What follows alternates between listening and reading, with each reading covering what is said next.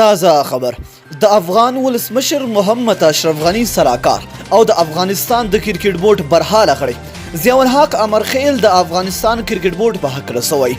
او د اصغر افغان په کپټانۍ دو سوي د هر سره په دغه ویډیو کې وګورئ ګرانو زړه ته رانږدې مینوالو السلام علیکم وخت مو بخیر ستړي مشئ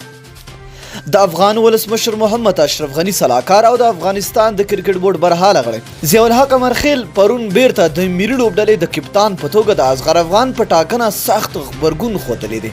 او ویلي دی چې د بورډ مشرتابه د کرکټ په الف با هم نه پوهیږي ضیاء الحق امرخیل په خپل فیسبوک پاڼې باندې په یوه تازه پوسټ کې لیکلی چې د افغان کرکټ بورډ مشرتابه په الف با هم نه دی خبر دغه راز د عدم مدیریت وظیفوي غیابت هم نه پوهیږي ښاغلی امرخیل د افغانستان کرکټ بورډ د مشر فرحان یوسفزي پرونی پریکړې ته په اشارې سره ویلي دي چې د خپل سرو احساساتي او نامعقولو پریکړو سره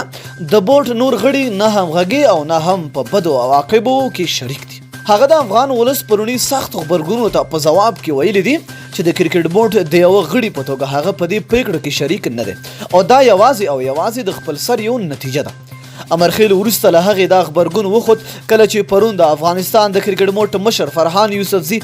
د یوه ناڅاپي خبري کنفرانس له لارې د لوبډلې کپټان راشد خان لرې کړ او پر ځای پخوانی لوبډل مشر اصغر افغان بیرته د کپټان په توګه اعلان کړ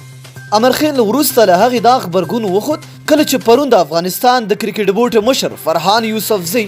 د یو ناڅاپي خبري کنفرانس له لارې د لوبډلې کپټان راشد خان لرې کړ او پر ځای پخوانی لوبډل مشر اصغر افغان بیرته د کپټان په توګه اعلان کړ د بورډ مشر فرحان یوسفزي د کپټان د بدلیدو پریکړه د کرکټ د مافیا ډلې په خوښه کړې ده